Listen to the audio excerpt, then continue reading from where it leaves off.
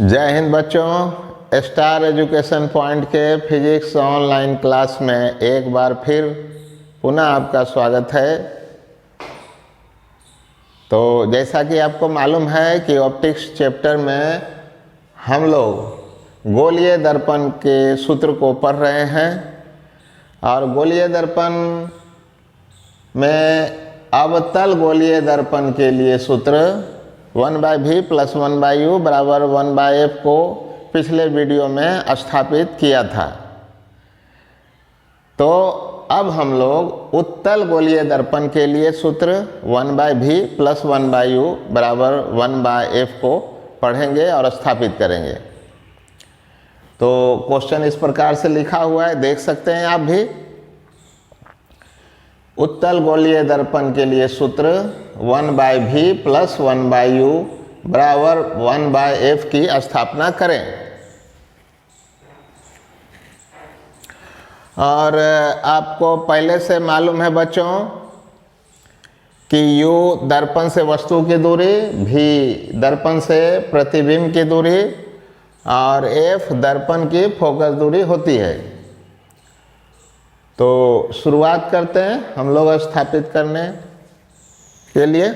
आइए देखते हैं कौन सा दर्पण है, उत्तल गोलीय दर्पण। तो बच्चों उत्तल गोलीय दर्पण को सबसे पहले हम लोग बना लेंगे। तो इस प्रकार से ये उत्तल गोलीय दर्पण बन रहा है। आप भी इसी प्रकार से बनाइएगा। तो मान लेते हैं बच्चों कि XY एक उत्तल गोलीय दर्पण है और इसका प्रधान अक्ष बना लेते हैं।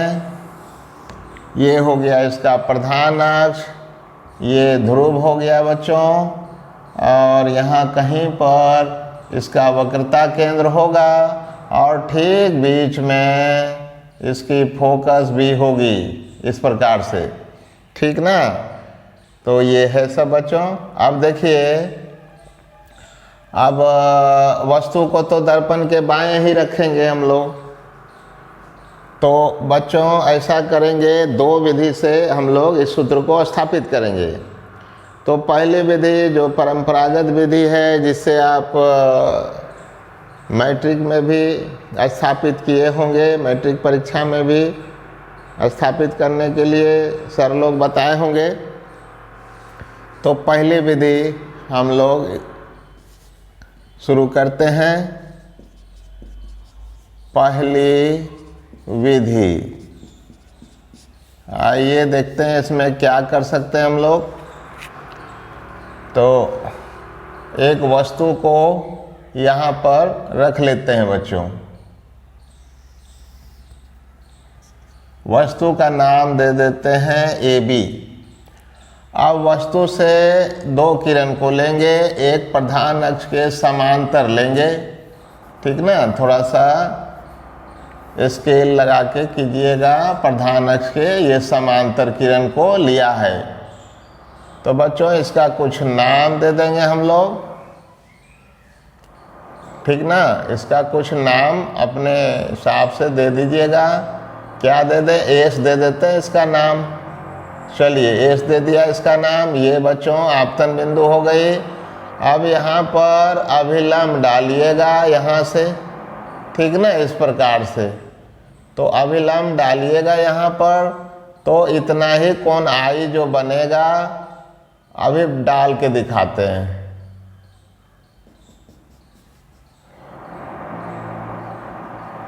ये हो गया बच्चों, ठीक ना। तो इतना आई कोण हो जाएगा, इतना ही कोण R बनाएगा। तो परावर्तित किरण को पीछे की ओर बढ़ाइएगा तो ये फोकस पर मिलता हुआ क्या होगा, प्रतीत होगा। और इसी दिशा में ये क्या हो गई, परावर्तित होके चली गई। ये I बराबर R कोण हो गया। इसका कुछ नाम दे देते हैं बच्चों, ठीक ना। इसका नाम दे देते हैं, क्या नाम दे दिया जाए इसका, कुछ दे देते हैं, M नाम दे देते हैं इसका, ठीक ना। अब देखिए ये अभिलंब को डालना आवश्यक नहीं है। वो केवल आपको बताने के लिए हमने डाला था, ठीक। अब जो है दूसरी किरण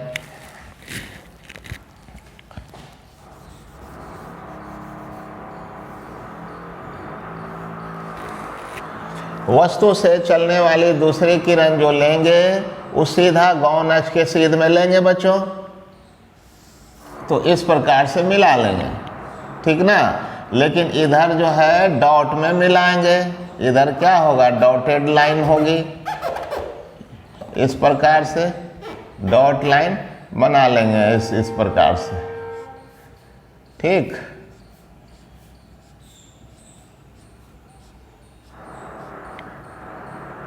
इस प्रकार से डॉट लाइन में मिला लेना है। और गौण अक्ष के सीध में जाने वाली किरण बच्चों उसी दिशा में क्या होगी, परावर्तित होकर पुनः वापस लौट जाएगी, ठीक ना।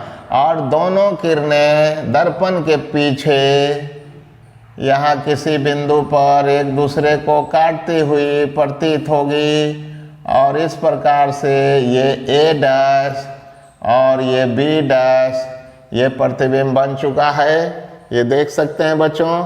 तो ऐसे ही प्रतिबिंब को बनाएंगे, और इसके बाद जो दूरियां हैं उस दूरी को हम लोग डिफाइन कर लेंगे। तो आइए, इस दर्पण से वस्तु की दूरी इधर है, बाईं ओर है, इसलिए ये दूरी को -u में डिफाइन करेंगे। ये -u हो गया है, और ये वाली प्रतिबिंब दूरी है PB डैश, प्रतिबिंब दूरी दाईं ओर है बच्चों, इसमें प्लस होगी, प्लस का चिन्ह होगा। और ये फोकस भी उत्तल दर्पण का दाईं ओर है, ये भी प्लस में ही होगी। तो इस प्रकार से ये फोकस दूरी ये प्लस में हो गया। और ये देखिए वक्रता त्रिज्या है बच्चों, ये भी P बिंदु से लेंगे, सारी दूरी को P बिंदु से ही मापी जाती है। इस प्रकार सभी दूरियों को हम लोगों ने डिफाइन कर लिया है, ठीक ना। अब एक काम बच गया है बच्चों, वो भी कर ही लेते हैं। तो कौन काम बच गया है, तो S से एक लंब गिराना है। ये इस प्रकार से लंब तो डालना ही पड़ेगा, ये लंब हो गया, और ये हो गया लंब का नाम SQ डाल दिए हैं। हमने पहले ही बता दिया है पिछले वीडियो में कि ये जो दर्पण सूत्र है बच्चों, ये छोटे द्वारक वाले दर्पण के लिए ही होता है, इतना बड़ा दर्पण के लिए तो होता नहीं है। लेकिन आपको समझाने के लिए बड़ा दर्पण तो बनाना ही होगा। और देखिए, यदि दर्पण छोटा हो, छोटा द्वारक हो इसका, तो S बिंदु P के क्या होगा, काफ़ी निकट होगा। ऐसी अवस्था में ये Q बिंदु भी P के क्या हो जाएगी, काफ़ी निकट हो जाएगी।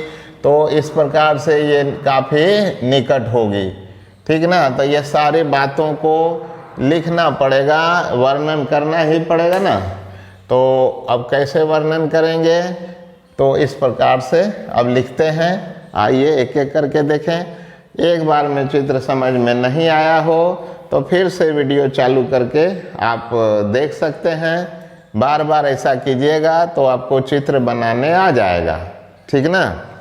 तो आइए देखते हैं क्या लिख सकते हैं हम लोग कि माना XY एक उत्तल दर्पण है जिसका P ध्रुव, C वक्रता केंद्र, A फोकस तथा BC प्रधान अक्ष है। ऐसा है।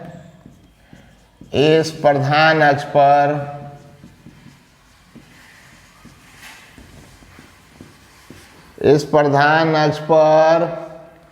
AB एक वस्तु है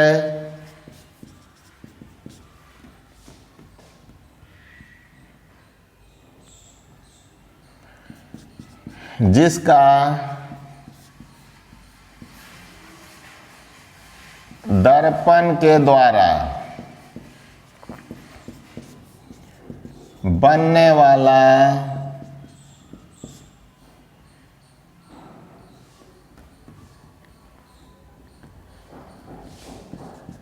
प्रतिबिंब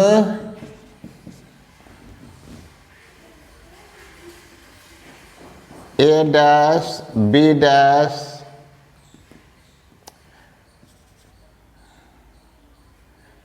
काल्पनिक सीधा तथा वस्तु से छोटा दर्पण के पीछे होगा, ऐसा लिख दिया। और यहाँ पर देखिए आपतन बिंदु दर्पण के आपतन बिंदु एस से एस क्यू लंब प्रधान अक्ष पर डाला। तो ये भी काम कर दिया बच्चों, तो लंब भी डाल दिए हैं ठीक ना। शॉर्ट में ही लिखना है, बहुत ज़्यादा लिखने की आवश्यकता नहीं है। तो लंब भी डाल दिया है। अब आपको बताते हैं कि और क्या लिख सकते हैं। तो जो दूरी डिफाइन किए हैं दर्पण से, सभी दूरियों को यहाँ पर लिख देंगे। यहाँ पर लिख देंगे चित्र में। आइए सबको लिखते हैं। चित्र में क्या क्या लिख सकते हैं। वस्तु की दूरी, चित्र में वस्तु की दूरी देख सकते हैं बच्चों, यही है P से लेके B तक, PB बराबर -U। प्रतिबिंब की दूरी PB डैश, PB डैश दाईं ओर है इसलिए प्लस में होगा। फिर फोकस दूरी लिखेंगे।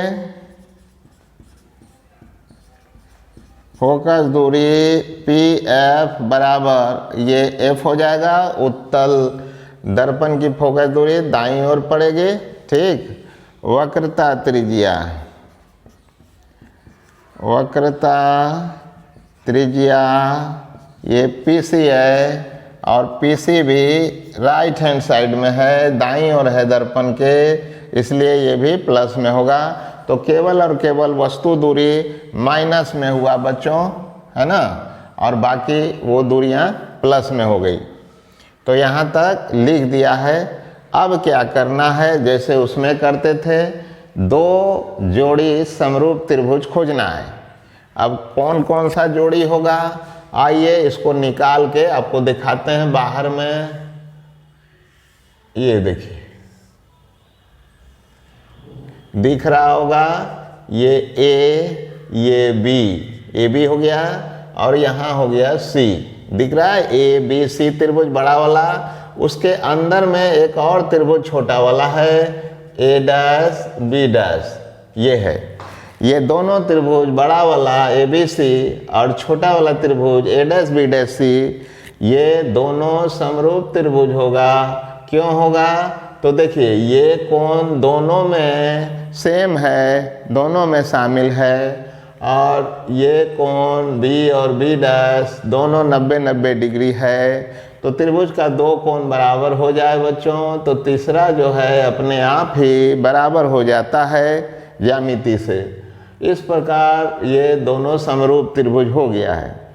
समरूप त्रिभुज में संगत भुजाओं का अनुपात आपस में बराबर होता है, अर्थात बड़े त्रिभुज का लंब बटे छोटे का लंब, बड़े का आधार बटे छोटे का आधार। तो इसी ज्यामिति का उपयोग अब हम लोग करेंगे। तो यहाँ पर लिखते हैं समरूप त्रिभुज ABC तथा उसके अंदर का त्रिभुज A dash B dash C में दिख रहा है बच्चों। तो समरूप यदि है तो ज्यामिति से हमने कहा कि संगत भुजाओं का अनुपात बराबर होगा। तो बड़का का लंब ए बी बटे छोटका का लंब ए डैश बी डैश बराबर बड़ा का आधार बी से लेके सी तक होगा, है ना, ये बी सी। अब बटे छोटा का आधार क्या है, तो बी डैश सी है। आप देख सकते हैं यहाँ पर, देखिए बड़ा त्रिभुज है ना, इसी को तो लिखा है यहाँ पर, बड़ा त्रिभुज का आधार बी सी है और छोटा त्रिभुज का आधार मात्र बी डैश सी है, जो यहाँ पर लिख दिया है, ठीक। लेकिन आप ध्यान दें यहाँ पर, तो बी सी दूरी यहाँ डिफाइन नहीं है, तो बी सी दूरी को कैसे लिखेंगे बच्चों, देखिए बी से लेके सी तक की दूरी को कैसे लिखेंगे, तो यहाँ से यहाँ तक की दूरी पी बी हो गई और इधर की दूरी पी सी हो गई। दोनों दूरियों को जोड़ दें तो निश्चित तौर पर बी सी दूरी हो जाएगी। तो यहाँ पर लिखेंगे पी बी, अब प्लस क्या हो जाएगा, पी सी हो जाएगा। अब बटे, अब बी डैश सी भी यहाँ डिफाइन नहीं है, ये रहा बी डैश सी, ठीक है। तो इसको कैसे लिखेंगे, पूरा पी सी दूरी में ये पी बी डैश को घटा लेंगे तो बी डैश सी बच जाएगा। आइए लिखते हैं, तो बी डैश सी, इसको पी सी पहले लिखिएगा और उसमें घटा लेना है किसको, पी बी डैश को। तो आप देख सकते हैं बच्चों कि ये बी डैश सी दूरी हो गई, पी सी पूरा बड़ी दूरी है, इसमें पी बी डैश को क्या कीजिए, हटा लीजिए, तो बी डैश सी बच जाता है। तो इस प्रकार से, इसलिए ए बी बटे ए डैश बी डैश बराबर, अब पी बी का मान यहाँ कितना है, तो माइनस यू है, फिर प्लस लिखा, पी सी का मान देखिए कितना है, तो आर है, बटा, अब पी सी का मान लिखेंगे, ये हो गया आर, यहाँ माइनस लगा हुआ है, माइनस लिखेंगे, और पी बी डैश है तो कितना लिखेंगे, भी लिखेंगे। तो बच्चों ये हो गई समीकरण नंबर 1। तो एक समरूप त्रिभुज, एक जोड़ी समरूप त्रिभुज से ये निकाला हम लोगों ने। अब अगला समरूप त्रिभुज बच्चों यहाँ पर एक और दिख रहा है, आइए इधर बना लेते हैं, इधर शायद दिख रहा होगा बच्चों, थोड़ा छोटा तो दिख रहा होगा लेकिन दिखाई दे रहा होगा। ये एस हो गया और ये देखिए क्यू हो गया, एस क्यू, और ये देखिए एफ है ना, तो यहाँ दे दिया एफ, एस क्यू एफ, और इसी के अंदर एक छोटा वाला ये वाला है, ये वाला, तो इसका नाम क्या लिख देंगे, ए डैश बी डैश और एफ, इस प्रकार से हो गई, ठीक ना। तो ये पहला वाला हो गया और ये वाला दूसरा हो गया समरूप त्रिभुजों का जोड़ा। इसमें भी देख रहे हैं कि ये कोण बड़ा वाला में भी शामिल है, छोटे वाले त्रिभुज में भी शामिल है, और ये दोनों कोण 90-90 डिग्री है, तो त्रिभुज का 2 कोण बराबर हो गया। तो तीसरा कोण जो ये वाली है ये भी आपस में बराबर ही होगी। तो इस प्रकार से दोनों त्रिभुज समरूप हो गया। तब उसी के बारे में लिखेंगे बच्चों। तो एक समरूप त्रिभुज का जोड़ा ये हुआ और अगला का जोड़ा यहाँ लिखने जा रहे हैं। समरूप त्रिभुज नाम लिखेंगे वहाँ से, देखिए एस क्यू एफ है नाम, एस क्यू एफ, तथा त्रिभुज उसके अंदर वाला छोटा वाला ए डैश बी डैश एफ, ए डैश बी डैश एफ में लिख दिया। तो अब इसमें लगा देंगे ज्यामिति, ज्यामिति से लगाइए। तो देखिए उसमें बड़का त्रिभुज का लंब क्या है, एस क्यू, बटे छोटका का लंब क्या है, ए डैश बी डैश। ठीक जैसा इसमें बताया था वैसे ही करना है, लंब बटे लंब बराबर आधार बटे आधार। तो बड़का का आधार देखिए तो ठीक से क्या है, ये है क्यू एफ, है ना, और उसका छोटा वाला का आधार देखिए बी डैश एफ है, तो ये लिख दिया, ठीक है। लेकिन बच्चों जानते हैं ज्यामिति से कि ये 2 समांतर रेखाएं हैं और ये भी लंब है ए बी, और एस क्यू भी लंब है, तो दोनों की लंबाई तो आपस में क्या होगी, बराबर ही होगी ना। इसलिए एस क्यू के बदले हम ए बी तो लिख ही सकते हैं। यहाँ पर लिख देंगे चित्र में जो आपका एस क्यू है, चित्र में एस क्यू ये तो सीधे सीधे बराबर है, लगभग भी नहीं है बल्कि सीधे सीधे क्या है, बराबर है। तो एस क्यू बराबर हो गया ए बी के। तो इस प्रकार से अगले स्टेप में लिख देना है। इसलिए ए बी बटे ए डैश बी डैश बराबर क्यू एफ बटे बी डैश एफ। तो यहाँ तक तो आ गए हैं बच्चों। अब आगे बढ़ते हैं और क्या होगा देखिए। तो पहले तो लेफ्ट हैंड साइड को लिख देते हैं, ये वाले को, ठीक ना, ये वाले को। या यहाँ एक चीज़ और लिख दीजिए एक लाइन, तो फिर एक स्टेप बच जाएगा। यहाँ देखिए क्यू एफ है ना, क्यू एफ, क्यू से लेके एफ तक। लेकिन हमने पहले ही बता दिया है बच्चों कि ये वाला सूत्र जो है छोटे द्वारक वाले दर्पण के लिए ही स्थापित होता है।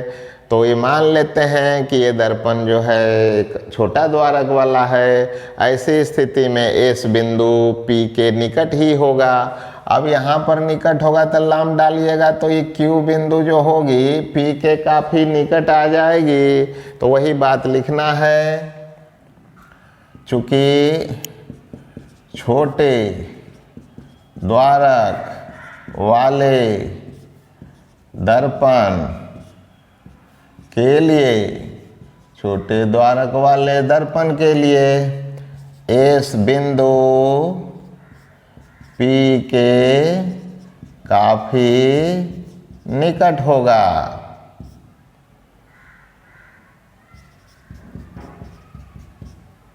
ठीक, अतः जो हम यहाँ लिख रहे हैं ना क्यू एफ, ये क्यू एफ दूरी जो है वो लगभग क्या हो जाएगा, पी एफ के बराबर हो जाएगा। ठीक हो जाएगा।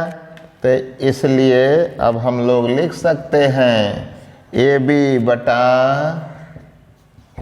ए dash B dash. Q F के बदले अब क्या लिख, ये पी एफ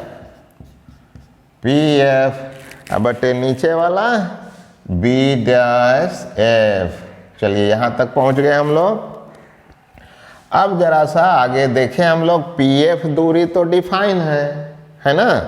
तो पी एफ के बदले तो हम जो है पी एफ लिख ही सकते हैं, लेकिन बी डैश एफ डिफाइन नहीं है यहाँ पर नहीं है।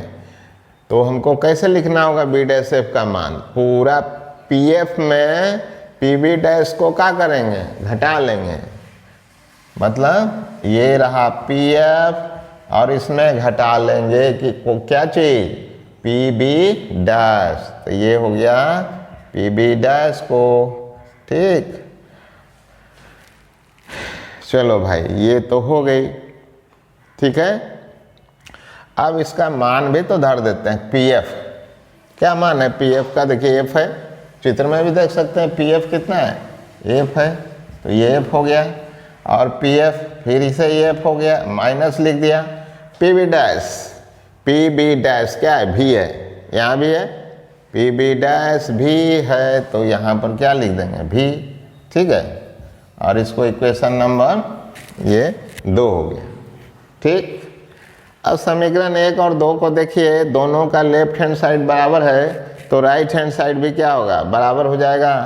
तो यहाँ पर लिखेंगे समीकरण नंबर 1 तथा 2 से, अब दोनों का राइट हैंड साइड बराबर कर लीजिए। तो यहाँ क्या हो जाएगा, माइनस यू प्लस आर अब बटे आर माइनस भी बराबर, ये तो हो गई।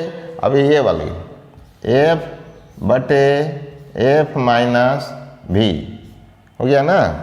अब इसको क्रॉस मल्टीप्लाई कीजिए, मतलब कोना कोनी गुना, ये हो गया माइनस यू प्लस आर और ये वाला एफ माइनस भी और एफ हो गया आर माइनस भी हो गया। ठीक है, अब पहले यू से दोनों में करते हैं, लेकिन माइनस है ना, तो माइनस हो गया यू एफ, और फिर इससे माइनस माइनस प्लस हो जाएगा यू भी।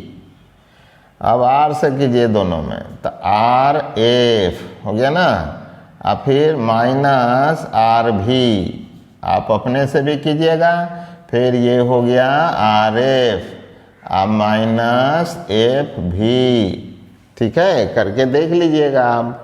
अब देखिए ये आर एफ और आर एफ दोनों का साइन प्लस में है, दोनों कैंसिल हो जाएगा, तो कट गया बच्चों। अब आगे बढ़ते हैं, minus U F plus you भी, और ये देखिए माइनस लिखा, और इस आर के बदले में 2f तो लिख ही सकते हैं ना, तो ये 2f हो गया ये, और ये क्या हो गया भी। यहाँ पर बगल में लिख सकते हैं कि चूँकि यहाँ पर जगह रहेगा वहीं लिख दीजिएगा, चूँकि r बराबर 2f होता है। ठीक ना, ऐसे चलिए, तो इसका तो लिख दिया, और इसको बाएं तरफ लाइए तो माइनस क्या हो जाएगा एफ भी। ठीक है, तो ये 2 एक 3 पद था और एक चौथा उधर से लाया, तो जब उधर से लाइएगा तो ये माइनस वाला क्या हो जाएगा प्लस हो जाएगा, और बराबर क्या हो जाएगा 0, तो उधर तो कुछ बचा नहीं। आइए आगे बढ़ते हैं, तो minus U F plus you भी, और माइनस 2f भी में एक एफ भी जो है यहाँ पर जुड़ जाएगा, तो माइनस एफ भी बच जाएगा, ये हो गया 0। ठीक है, अब क्या कीजिए, प्लस वाले को छोड़कर दोनों माइनस वाले पद को उस तरफ ले जाइए।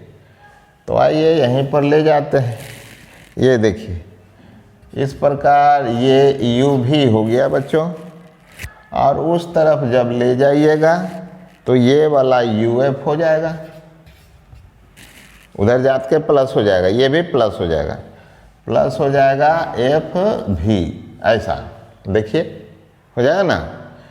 इसको इक्वेशन नंबर 3 मान लीजिए, और समीकरण नंबर 3 के दोनों ओर u भी f से भाग देने पर, तो बच्चों सभी पदों में u भी f से क्या कीजिएगा भाग दे दीजिएगा, तो u भी बराबर u f प्लस f भी, और सभी पदों में u भी f, u भी f। अब जो बराबर बराबर पद दिखाई दे रहा है उसको कैंसिल कर दीजिए, ये कट जाएगा, u से कट जाएगा, f से कट जाएगा, और f भी f कट गया, बचने वाला को बचा लीजिए, ये इधर हो गया 1/v, ये हो गया 1/u, सीधा कर लीजिए, तो 1/v प्लस 1/u बराबर 1/f। इस प्रकार बच्चों ये सूत्र जो है उत्तल दर्पण के लिए प्रूव्ड हो चुका है। ठीक ना, तो ऐसा है बच्चों, आप इसको सीख पाए होंगे और इसको अपने से बनाइएगा, और कभी दिक्कत आवे तो फिर से वीडियो देख लीजिएगा, तो बार बार देखिएगा तो खुद ब खुद याद हो जाएगी, है ना। अब देखना ही नहीं चाहिएगा तो फिर होगी कैसे। तो पहली विधि को आप नोट कर लीजिए। अब बच्चों हम दूसरी विधि को बताने जा रहे हैं कि ये विधि पसंद नहीं आवे तो दूसरा विधि से कैसे कर सकते हैं, तब तक आप इसको नोट कर लें।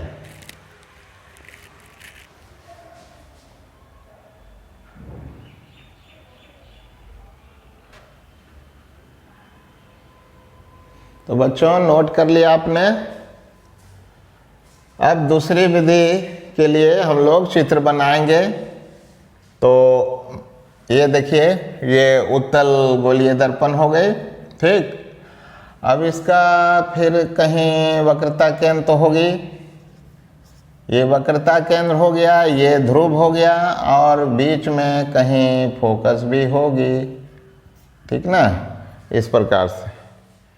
ठीक है। अब जो ये प्रधान अक्ष है बच्चों, इस प्रधान अक्ष पर कहीं एक वस्तु को रख लेते हैं। वो वस्तु काफ़ी छोटी वस्तु को रखेंगे इस बार सेकंड मेथड में। तो मान लेते हैं कि एक काफ़ी छोटी बिंदु वस्तु O है, ये O है, ठीक।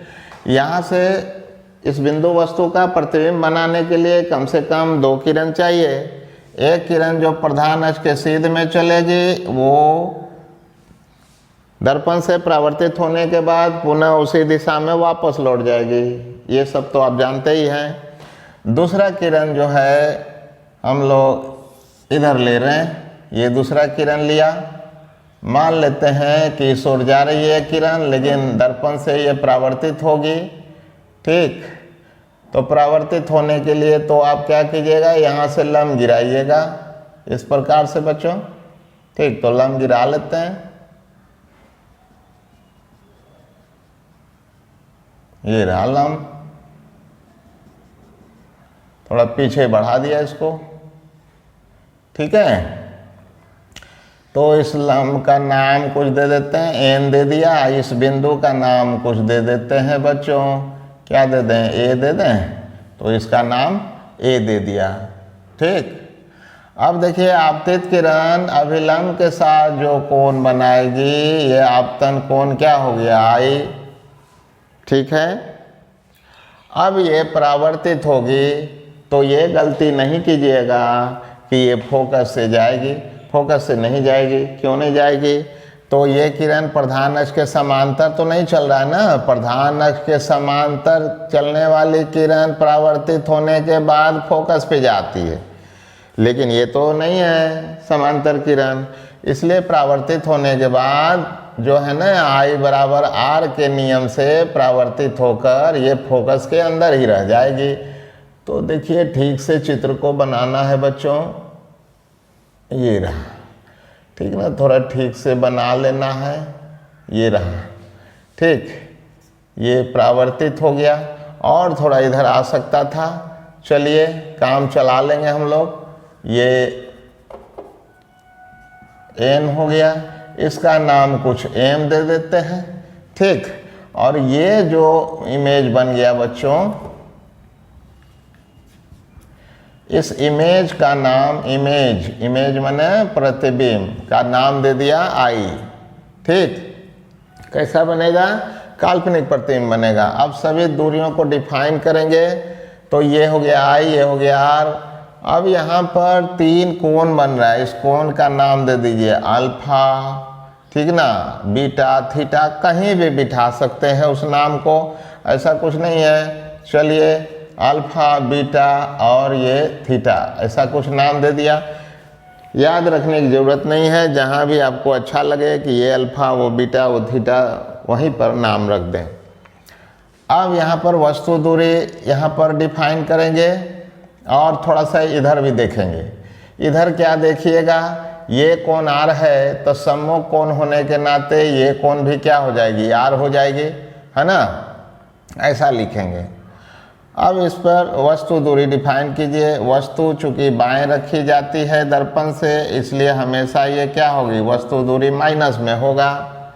ये प्रतिबिंब की दूरी है, ये भी प्लस में होगा। और ये फोकस दूरी है, ये भी दाएं तरफ है उत्तल के लिए, तो ये भी प्लस में। वक्रता त्रिज्या भी दाएं तरफ पड़ रही है, इसलिए ये भी प्लस में ही होगी। तो ये चारों का चारों दूरी डिफाइन हो गया है। चित्र इस प्रकार से बनेगा बच्चों, ठीक ना। अब इसके बारे में लिखना भी तो पड़ेगा, ठीक। तो आइए हम लोग लिखने सीखते हैं कि किस प्रकार से लिख सकते हैं। तो माना XY एक उत्तल दर्पण है, जिसका P ध्रुव, C वक्रता केंद्र, A फोकस तथा OC प्रधान अक्ष है, इस प्रधान अक्ष पर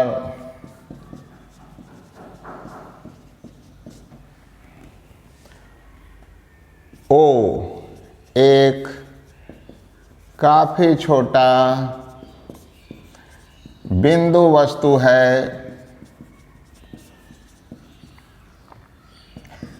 जहां से प्रधान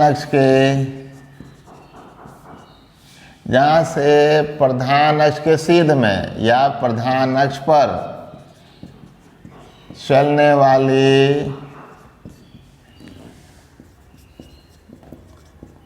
प्रकाश की किरण दर्पण से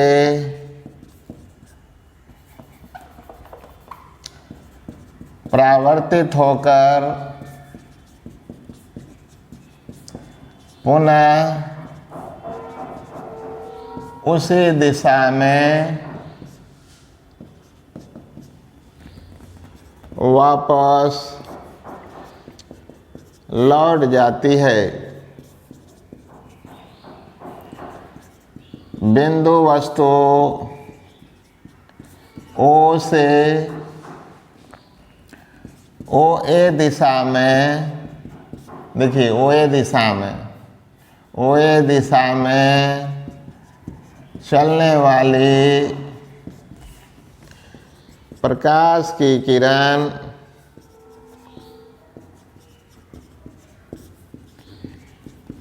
दर्पण के A बिंदु से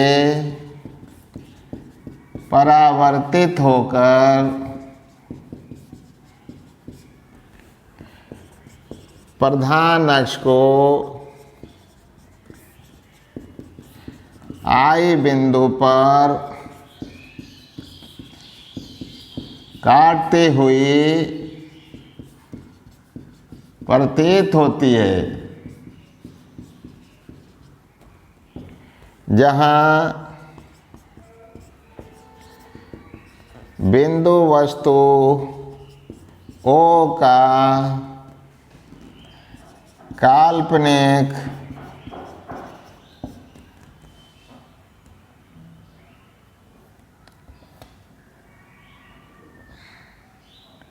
प्रतिबिंब I पर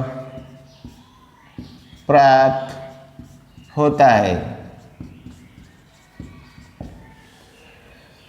तो ऐसा लिख दिया बच्चों, ठीक ना।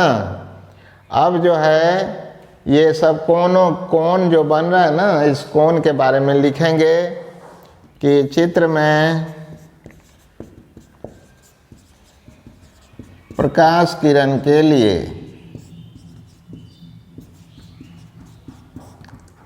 आपतन कोण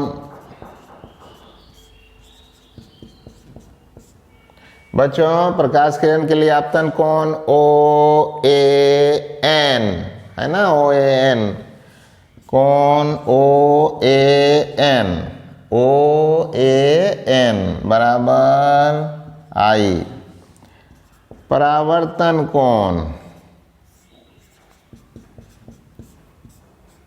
देखिए परावर्तन कोण ये वाली है NAM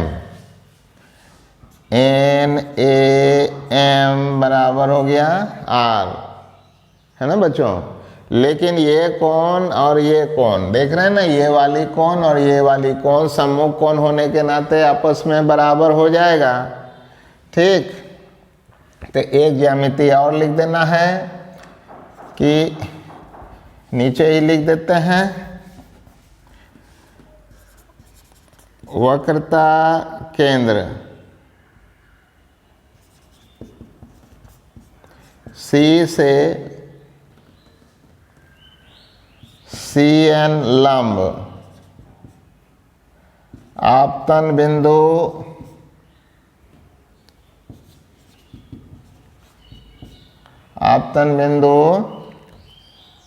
A पर डाला गया है,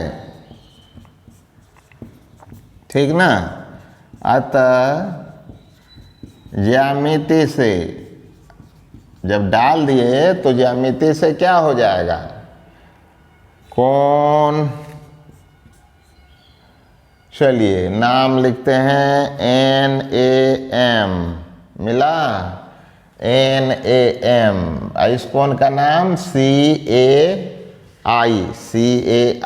या IAC, कुछ भी नाम दीजिए।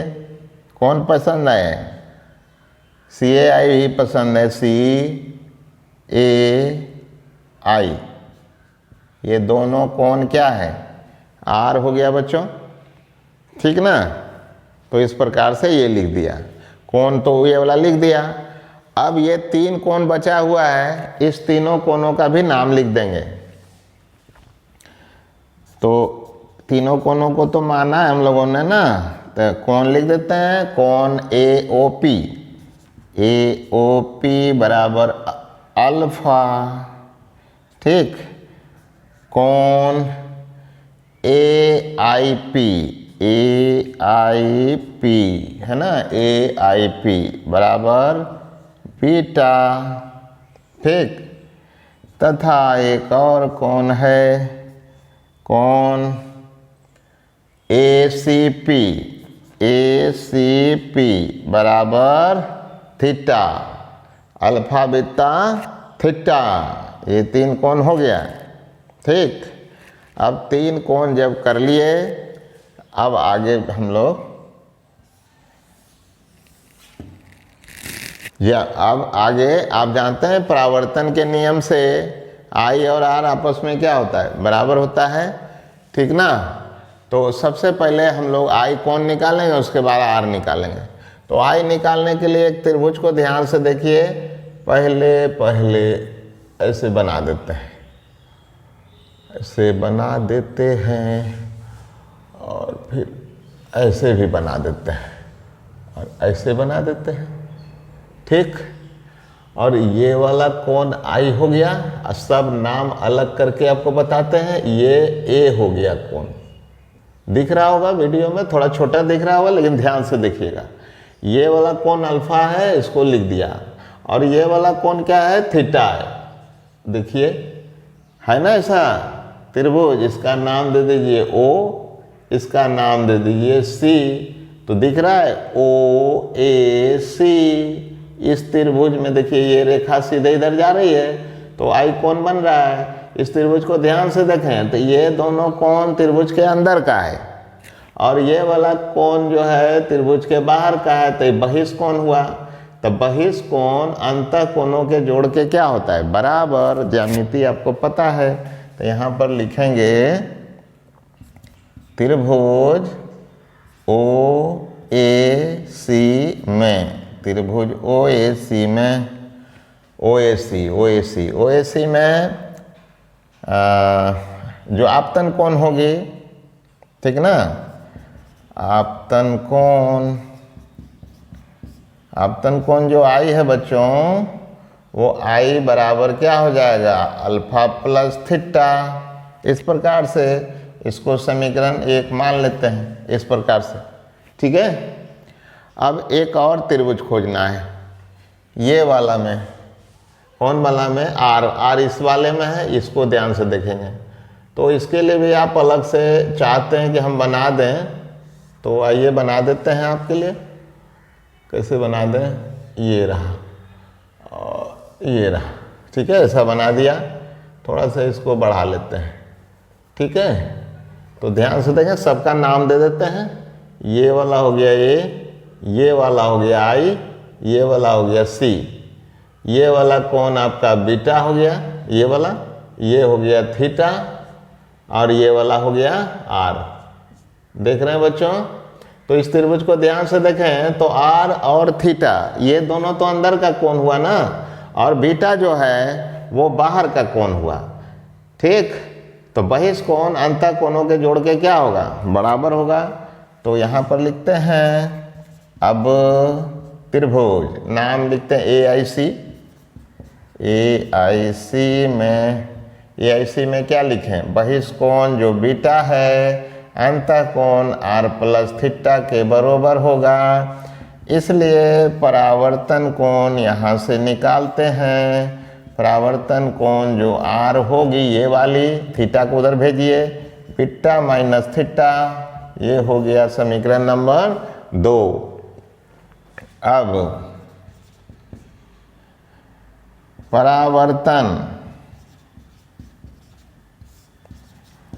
परावर्तन के नियम से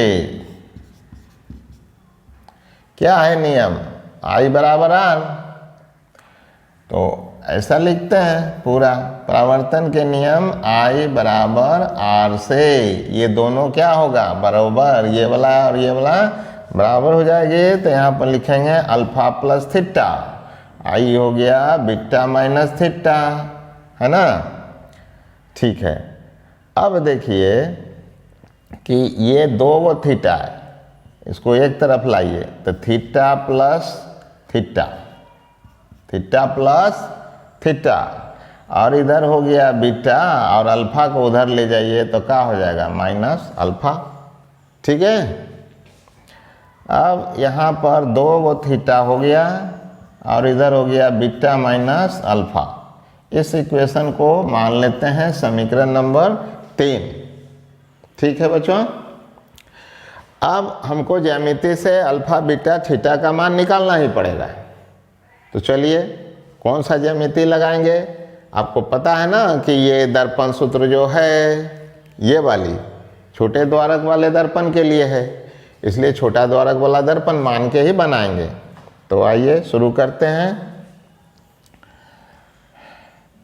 चूँकि छोटे द्वारक वाले दर्पण, छोटे द्वारक वाले दर्पण के लिए क्या सूत्र होता है, कोण बराबर चाप बटे त्रिज्या।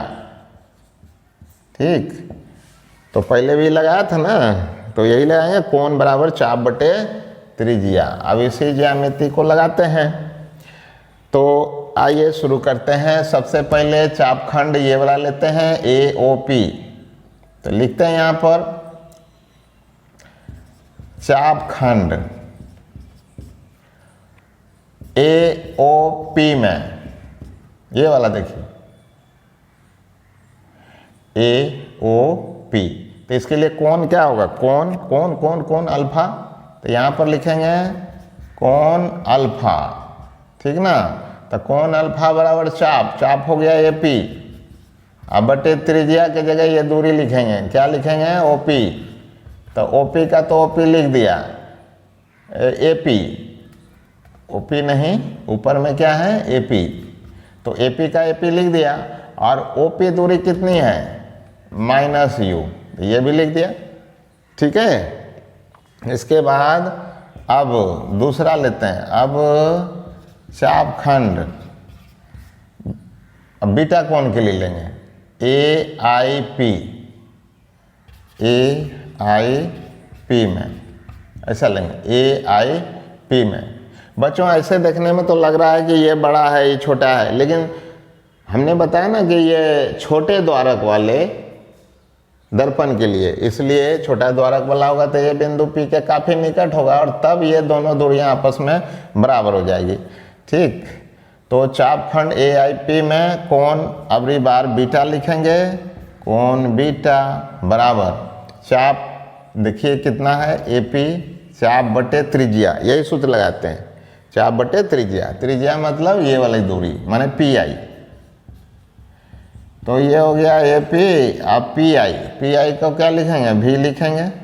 तो इस प्रकार देख रहे हैं कि एक अल्फा वाली हो गई, दूसरा बीटा वाली हो गई, और तीसरा गामा वाला होगा। तो अब लेते हैं गामा वाला नहीं, थीटा माने थीटा वाला, तो यहाँ पर लिखेंगे अब चापखंड, अब थीटा कोण के लिए चापखंड ACP में ऐसा लिखेंगे। तो अबरी बार जो कोण होगा थीटा, और थीटा कोण के लिए कोण बराबर चाप, चाप तो AP ही होगी ना, और त्रिज्या हो जाएगा PC, तो AP को AP लिख दिया, ठीक है। अब PC के बदले क्या लिखेगा, P से C तक की दूरी क्या है, R है, तो R लिखिएगा। देखिए तीनों कोण निकल गया ना, अल्फा बीटा थीटा। अब तीनों कोणों के मान को यहाँ रख देना है, तो यहाँ लिखेंगे अल्फा बीटा थीटा का मान समीकरण नंबर 3 में रखने पर, तो आइए बच्चों रख देते हैं। ये देखिए यहाँ पर क्या है, 2 है और थीटा, थीटा का मान क्या है, AP बटे R, तो हम लोग भी लिखेंगे यहाँ AP बटे R। अब बराबर क्या है, बीटा, बीटा हो गया AP बटे V, तो ये भी लिख दिया, ठीक। अब यहाँ माइनस है, तो हम लोग माइनस लिख देंगे। अल्फा, अल्फा ऊपर आइए देखिए कि क्या है, AP बटे क्या है, माइनस U, है ना। तो ये AP AP AP तीनों में कैंसिल हो जाएगा कॉमन होके, ठीक। तो आइए कॉमन होके कैंसिल करते हैं, इसके बाद वहाँ लिखते हैं।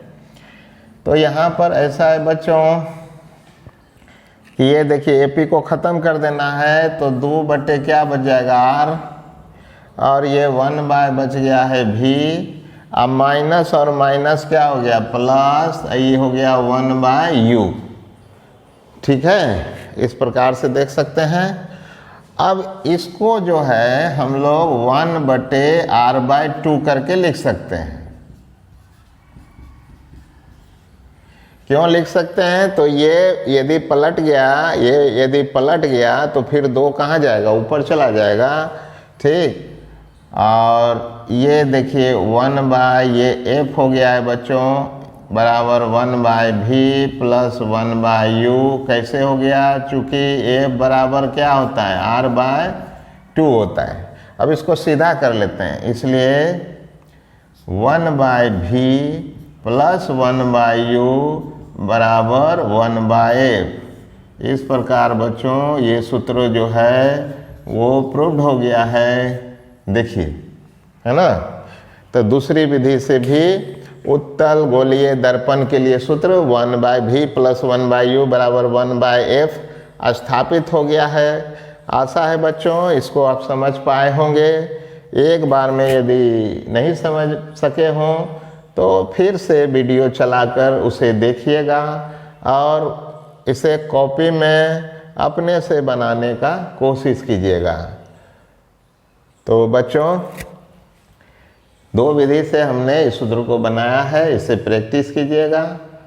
अब फिर मिलते हैं अगले क्लास में, जिसमें कि आपको दर्पण के लिए, गोलीय दर्पण के लिए आवर्धन का सूत्र बताएंगे, ठीक है।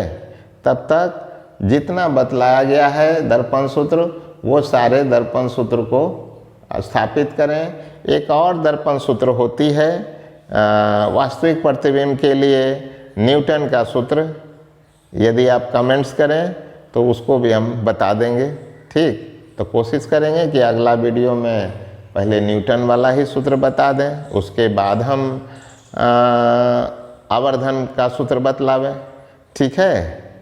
ठीक है, आपका धन्यवाद।